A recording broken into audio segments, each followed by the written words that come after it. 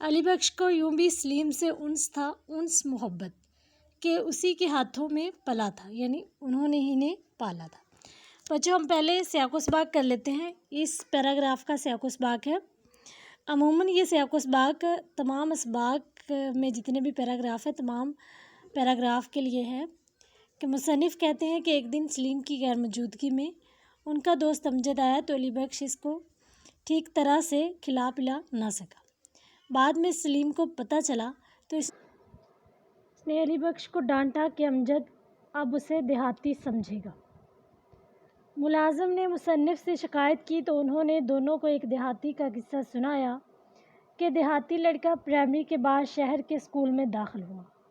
ایک دن ماسٹر صاحب شکار کھیلتے ہوئے اس کے گاؤں آ گئے۔ چھوٹا چودھری انہیں چوپال میں لے گیا۔ ماسٹر صاحب کے لیے چائے تیار کی گئی جو کہ بدمزہ تھی۔ سلیم نے کہا پھر تو چھوٹے چودھری نے شرمندگی کی وجہ سے پڑھائی چھوڑ دی ہوگی۔ مصنف کہتے ہیں کہ نہیں، اس نے تعلیم مکمل کر لی اور فوج میں بھرتی ہو گیا۔ سلیم نے اس سے ملنے کی خواہش ظاہر کی تو مصنف نے بازو پھیلا دیے۔ سلیم سمجھ گیا کہ دیہاتی لڑکا کون تھا۔ بچوں یہ سبق کا سیاق و سباق تھا۔ اب ہم کرتے ہیں اس کی تشریح۔ تو تشریح کرنے سے پہلے بچوں آپ لوگوں نے تشریح کا ٹاپک لکھنا ہے، اس کے بعد آپ نے مصنف کی کوئی خاص بات لازمی طور پر یہاں پہ بیان کرنی ہے۔ آپ لوگوں نے نکال لینا اس کا تعارف اور اس میں سے آپ لوگوں نے ایک لائن لکھنی ہوگی۔ کرنل محمد خان کا طرز تحریر سادہ اور دلچسپ ہے۔ ان کی تحریروں کا اصل حسن سادگی اور خلوص ہے۔ ٹھیک ہے، مصنف بتاتے ہیں کہ وہ فوج میں بھرتی ہوئے تو کرنل کے عہدے پر فائز ہوئے، اسی لیے انہیں اعلیٰ عہدے کی مناسبت سے بنگلہ بھی عالیشان دیا گیا۔ بنگلہ تقریباً 2 ایکڑ رقبے پر محیط تھا۔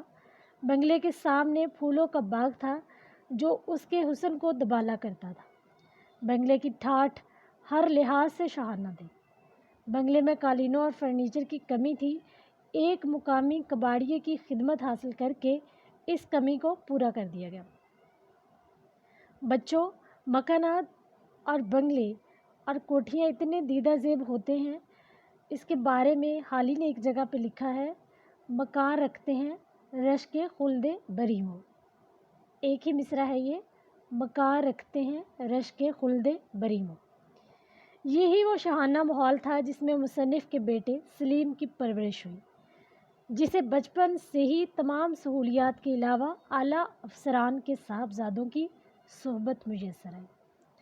تشریح طلب عبارت میں مصنف اپنے بیٹے سلیم کے روزمرہ کے معمولات اور مشاغل کے بارے میں بتاتے ہوئے کہتے ہیں کہ سلیم میاں حال ہی میں میٹرک کا امتحان دے کر فارغ ہوئے تھے اور فرصت کے لمحات دوستوں کے ساتھ گزارتے تھے۔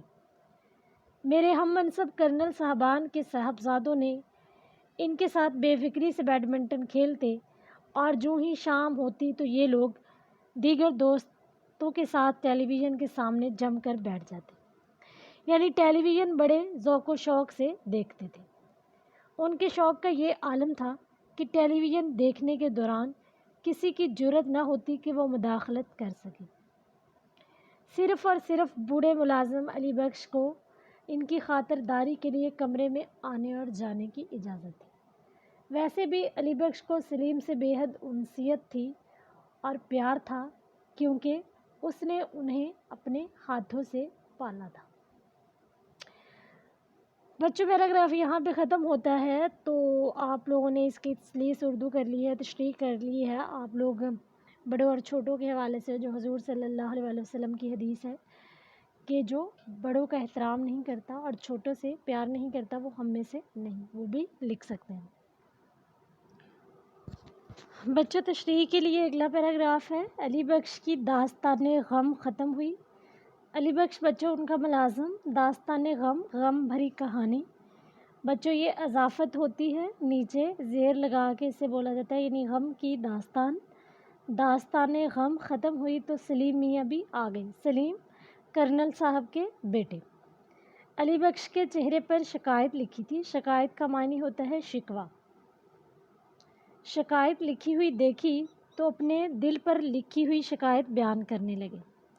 ہم نے سکون سے یہ قصہ سنا طرفین کے بیانوں سے واضح تھا، طرفین دونوں طرف کے، کہ تنازع جھگڑا بہت خفیف ہے، بہت ہلکا ہے، معمولی ہے، اور یہ کہ دو طرفہ طوفان کا حدود و اربا ایک چائے کی پیالی میں سما سکتا ہے۔ حدود و اربا چاروں طرف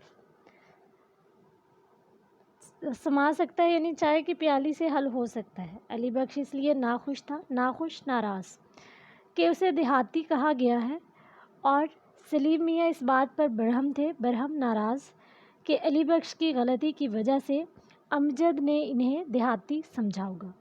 ہمارے نزدیک دیہاتی ہونا یا سمجھا جانا ایسی ناقابل برداشت ایسی چیز جو برداشت نہ ہو سکے، قباحت نہ تھی، قباحت برائی۔ چنانچہ ہم نے ہنسی ہنسی میں مذاق میں دیہاتی پن کے فضائل بیان کرنا شروع کیے۔ فضائل خوبیاں باہم دونوں۔ بچوں، اس پیراگراف میں مصنف کہتے ہیں کہ ایک دن میں اپنے کمرے میں بیٹھا مطالعہ کر رہا تھا کہ ملازم علی بخش نہایت افسردہ چہرہ لیے اندر داخل ہوئے، تو میں نے افسردگی کی وجہ پوچھی تو کہنے لگے سلیم میاں نے ڈانٹا ہے، کہتے ہیں تم بدتمیز ہو، گوار ہو اور دیہاتی ہو۔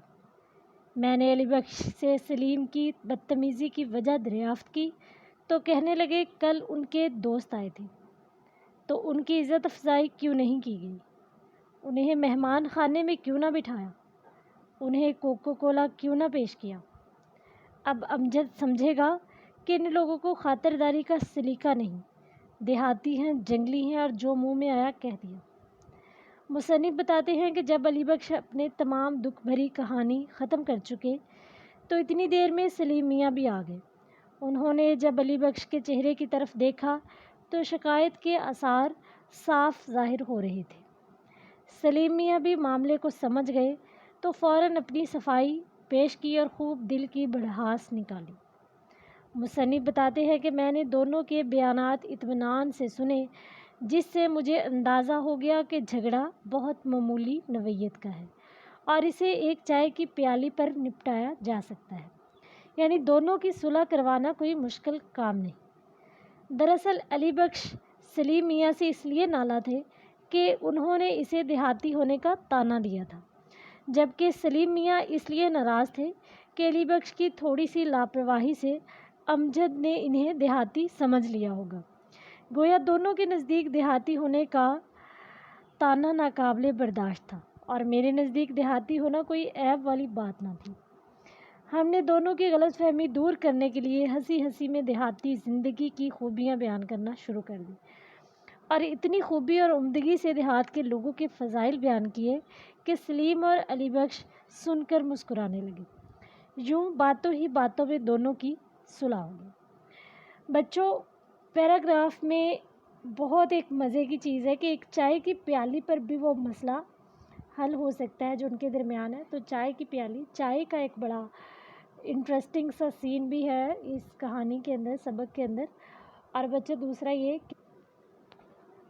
دوسرا یہ کہ دیہاتی ہونا کوئی عیب کی بات نہیں ہے، بلکہ دیہاتی لوگ بہت پرخلوص اور سادہ ہوتے ہیں، اور نہ ہی یہ بات احساس کمتری کی ہے کہ آپ دیہاتی ہیں یا آپ کسی کو دیہاتی کہیں یا کوئی آپ کو دیہاتی سمجھ لیں۔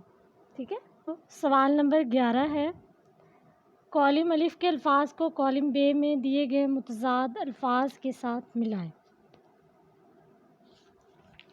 بچوں، طول کے ساتھ عرض، داخل کے ساتھ خارج، ازل کے ساتھ ابد، رنج کے ساتھ مسرت، خفیف کے ساتھ شدید، یہ سب آپس میں متضاد ہیں۔ ریپیٹ کروں گی، طول، عرض، داخل، خارج، ازل، ابد، رنج، مسرت، خفیف، شدید۔ بچوں، یہاں تک ایکسرسائز کمپلیٹ ہوگی۔ آگے انہوں نے دیا ہوا ایک ٹاپک، روزمرہ اور محاورے کے لحاظ سے غلط فقرات کی درستی۔ بچوں، اہل زبان کی عام بول چال کو روزمرہ کہا جاتا ہے۔ آپ لوگ ذہن میں رکھ لیں اس بات کو، اہل زبان کی عام بول چال کو روزمرہ کہا جاتا ہے۔ روزمرہ میں الفاظ اپنے حقیقی معنوں میں استعمال